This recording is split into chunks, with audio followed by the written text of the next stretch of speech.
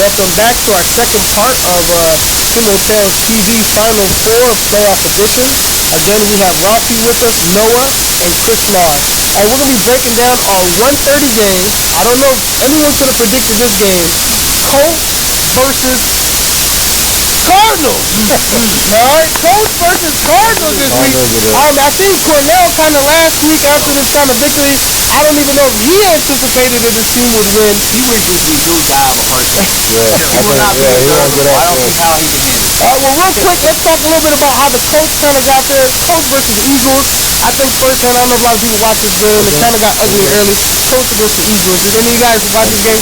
Not really. Okay. I kind of coached a little bit of this game, so I can kind of break it down a little bit. The Colts came to play. They came right out there off the gate to a touchdown to start the game. Then they interception. I think got another touchdown. My boys kept fighting, but the Colts were just too much for us. We had to play a perfect game, and we were unable to kind of do that. But the Colts did what they had to do. They took care of business early and wrapped the game up early. I was still coaching that blue one. Yeah, it's a little weird. It's a little weird. Yeah, definitely. The Eagles, but you got all. It wasn't my best look for sure. I guess I got to keep my mouth shut right here. But real quick, let's talk about maybe the best game of the year so far. I guess the most controversial game of the year so far. I guess if you were on one sideline, you saw it one way, and if you were on the other sideline, you saw it a different way. The Cards upsetting the Seahawks. Chris, break that down a little bit. What happened that last week? First of all, I want to make it clear that the Seahawks did not choke. They didn't lose because they played a bad game and they always took touchdowns. They lost because the Cardinals are playing out of their minds and playing business. I think we've been saying on TV for years that the Cardinals have always been pretty good offensively. They don't play offensively, but they stunk defensively. That's changed this year, and now they're in the Final Four and losing, having a chance to get in the first game. And I think it's the helm of that defense and the sacks and that sort of thing.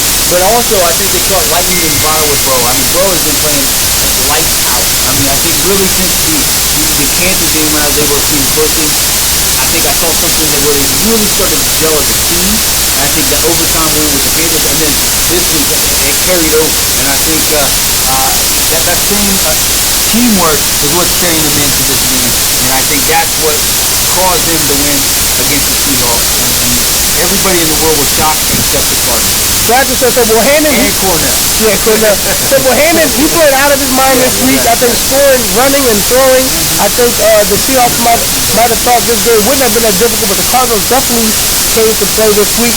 Now let's talk about the play. Let's talk about, I guess, the most controversial play. I guess you can go back to the Eagles and Raiders championship as a very controversial ending to a game, but this is by far probably the most controversial play. Let's talk a little about so real quick, just to kind of break down, if you guys didn't see it. The Seahawks been playing from behind all day long. Came back, scored a touchdown, got the extra point to tie the game. There was about 4 or 7 seconds left in the game. Cardinals, Bohannon threw Hail Mary, got intercepted by Joey, who decided to pitch it back to Shaheem to give him a chance, I guess, to better return it. Shaheem, I guess the snap was a little off, bobbled it or whatever, tried to recover it again, hit it up in the air, and then it landed on the floor. Some say it landed before the line, some say it ended on the line. If it landed on the line, it ended the game, safety. That's what the referees ruled. But just real quick, why don't you break down, what did you see on that play? I was right there on top of it. Eric and I were actually right in front of it. When I saw it, it appeared that it hit the line. And so, again, I was behind, so I couldn't tell exactly. Now, the ref, I thought he did a good job. Instead of just calling the game instantly, he called the guys together. He made sure that it wasn't, and he called that it landed on the line. So it wasn't like he said, hey, it landed, it rolled in, and then he called it. So he made the right calling. Whether or not it was right, he's the rule. And I would agree with him. I mean, I think it was, again, I can't fault the Seahawks. I think they were trying to make a play. I don't think necessarily the go ahead stupid play. I mean, The ball. time, he's going to get that ball. He's going to take it to the house, yeah. Take it, yeah. So, it's just a shame that it had to go that way because the Seahawks played well this year. I mean, more than just football. I mean, off the field, they did it right, and I hope this doesn't destroy the Seahawks. I hope they come back stronger than ever next year. They're losing a lot of people.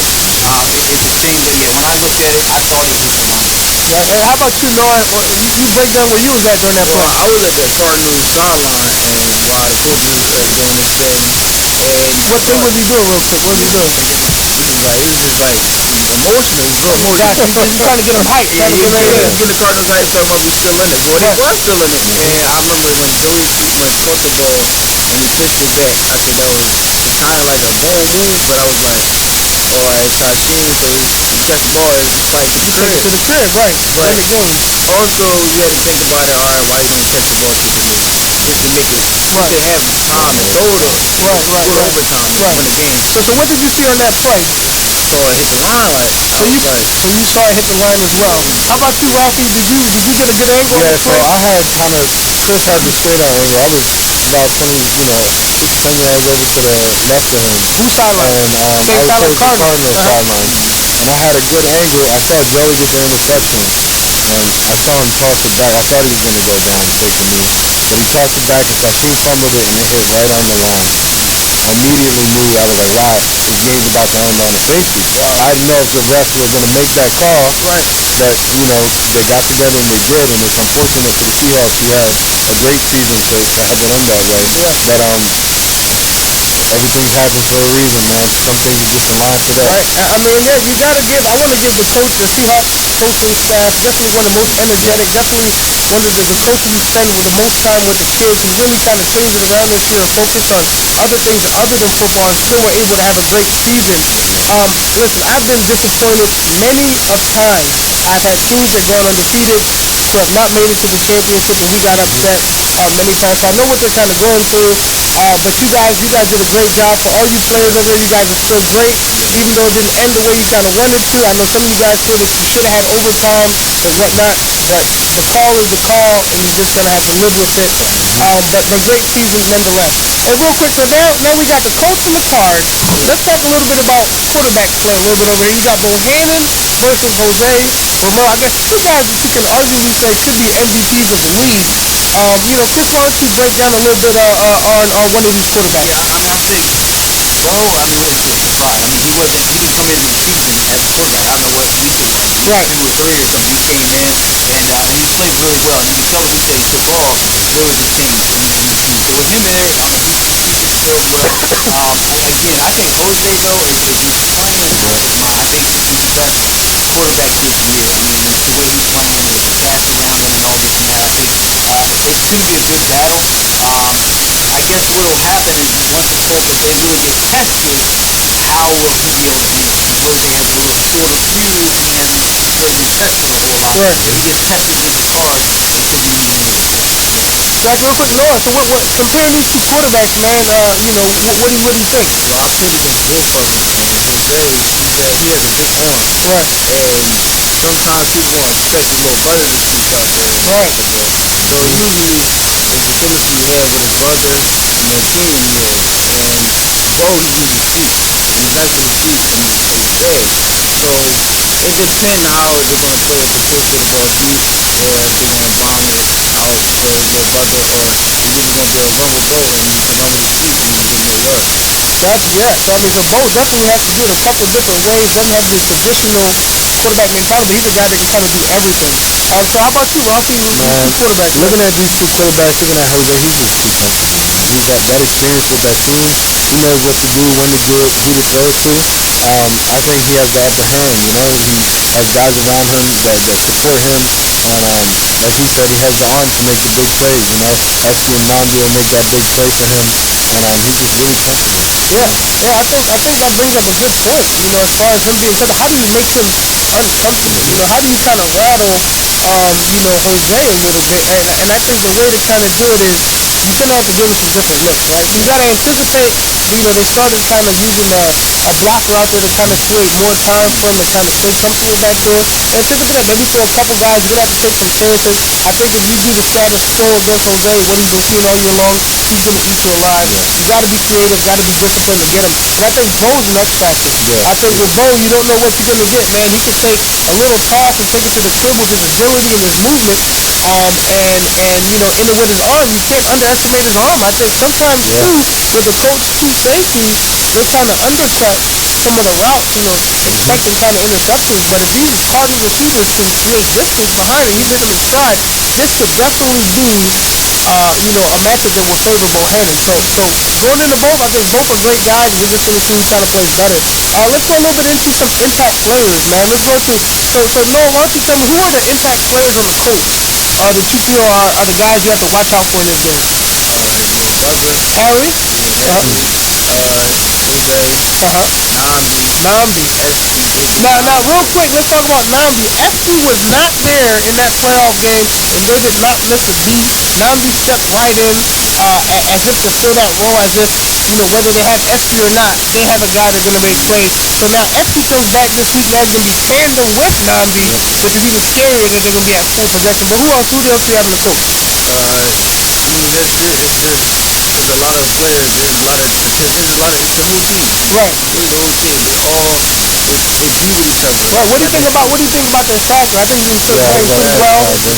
Yeah. His character is crazy. And remember, bro, still in the seat. Right. That the coach, the advance put right with him, so that one get right with him. Oh, absolutely. And then playing two safeties, if Zay's not able to get that quarterback, that can cause big mismatches for the defense, because having only two guys fading back against 3 or 4, this guy's throwing the ball down the field. They're not used to him having more time. But then real quick, and Chris, why don't you give me one player from the Cardinals who you think is an impact player going into this week? Now take the sack. I mean, you gotta, if he can create some kind, if he can get some speed, especially like the speed speed, I think if he's not able to do it, they're giving a lot of time to the other guys. Gotcha. So real quick, let's go into, I got a question for you, Ralphie. We got Cornell versus June in the coaching staff over there. Who do you give the edge to here going into this game? I really give the edge to. I gotta give it to June, because I think he spends the most time with these guys off the field. A lot of them are his baseball players, so they just have a great relationship with him already. So I just think he has that upper hand with them, man. That he just spends so much time with those guys. They're like a family. They got the sideline, full of family out there. They got a lot of support. So they have a great system over there, just with support and coaching wise. So I gotta give it to him. So now, Chris, same question to you.